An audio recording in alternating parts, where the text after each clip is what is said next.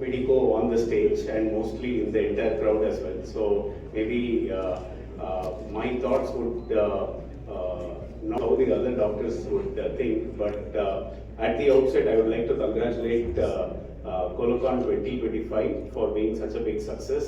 Thanks to the vision and guidance of Dr. Sandeep Nayak and the entire organizing team, I think we have an excellent crowd and great learnings all around. Thank you to all the dignitaries also who have come from far and beyond.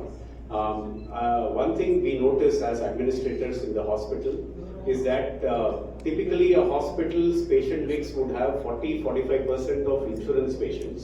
But in oncology, we see that insurance number is around 20% only.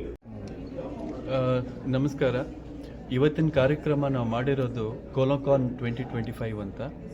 ಇದರ ಉದ್ದೇಶ ನಮ್ಮ ಈ colon cancer ಅಂದರೆ ದೊಡ್ಡ ಕರಳಿನ cancer ಏನಿದೆ ಅದರ treatment ಬಗ್ಗೆ ಒಂದು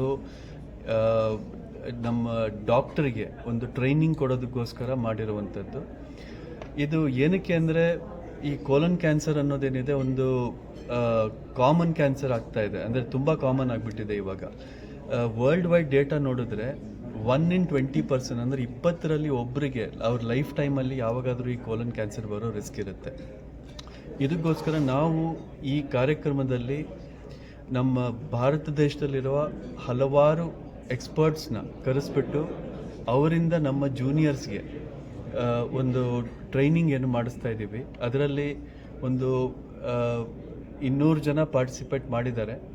ಅದರಲ್ಲಿ ಎಲ್ಲರಿಗೂ ಒಂದು ಅಡ್ವಾನ್ಸ್ ಟೆಕ್ನಾಲಜೀಸ್ ಏನಿದೆ, ಮಿನಿಮಲ್ ಆಕ್ಸೆಸ್ ಅಂತೀವಿ ಮತ್ತು ರೊಬಾಟಿಕ್ ಅಂತೀವಿ, ಎಲ್ಲದರ ಬಗ್ಗೆ ಒಂದು ನಾಲೆಜನ್ನು ಕೊಡೋದಕ್ಕೆ ಮತ್ತು ಅವರ ಸ್ಕಿಲ್ಸ್ ಏನಿದೆ ಅದನ್ನು ಇಂಪ್ರೂವ್ ಮಾಡೋದಕ್ಕೋಸ್ಕರ ಮಾಡಿದ್ದೀವಿ.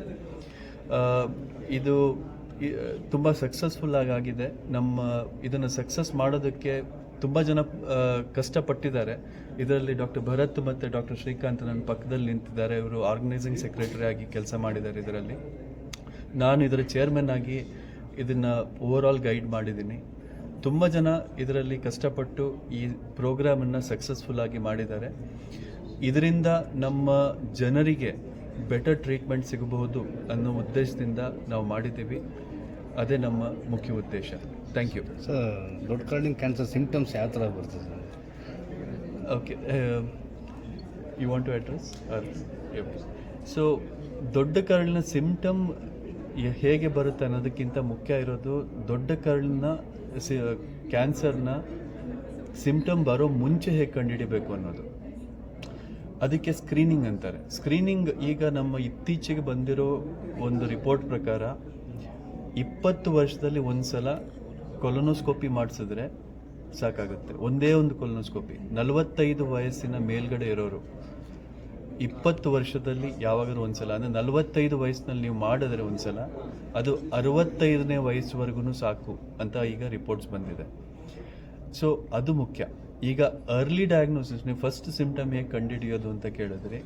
ಫಸ್ಟ್ ಸಿಂಪ್ಟಮ್ ಇದೆ ಬೆಸ್ಟ್.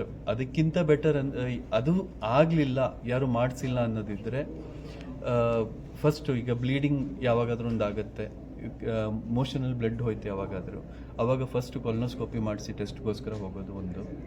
ಅದಲ್ಲದೆ ಈ ಇನ್ನೊಂದು ನಾನು ನೋಡಿರೋದು ಹೇಗೆ ಅಂದರೆ ಕೆಲವರಿಗೆ ಅನಿಮಿಯಾ ಇರುತ್ತೆ, ಅಂದರೆ ರಕ್ತ ಕಡಿಮೆ ಇರುತ್ತೆ ಬರೀ ಶರೀರದಲ್ಲಿ.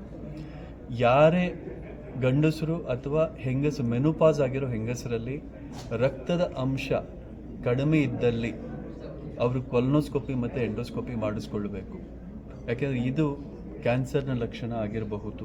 ಅದು ತುಂಬ ಮುಖ್ಯ ಮಾಡಿಸೋದು. ಯಾಕೆಂದರೆ ಅದು ಮಿಸ್ ಆಗುತ್ತೆ. ತುಂಬ ಜನ ಅಯನ್ ಟ್ಯಾಬ್ಲೆಟ್ ತಿನ್ಕೊಂಡು, ಅಯನ್ ಇಂಜೆಕ್ಷನ್ ಹಾಕಿಸ್ಕೊಂಡು ಆ ಹಿಮೋಗ್ಲೋಬಿನ್ನ ಮೇಲ್ ಮಾಡಿಕೊಂಡು ಓಡಾಡ್ತಾ ಇರ್ತಾರೆ. ಅದು ತುಂಬ ಜನ ಡಾಕ್ಟರ್ಸು ಮಾಡಿಸೋದಿಲ್ಲ ಕೊಲೊನೋಸ್ಕೋಪಿ. ಅದರಲ್ಲೇ ತುಂಬ ಜನಕ್ಕೆ ಮಿಸ್ ಆಗುತ್ತೆ. ಸೊ ಇದು ತುಂಬ ಮುಖ್ಯ.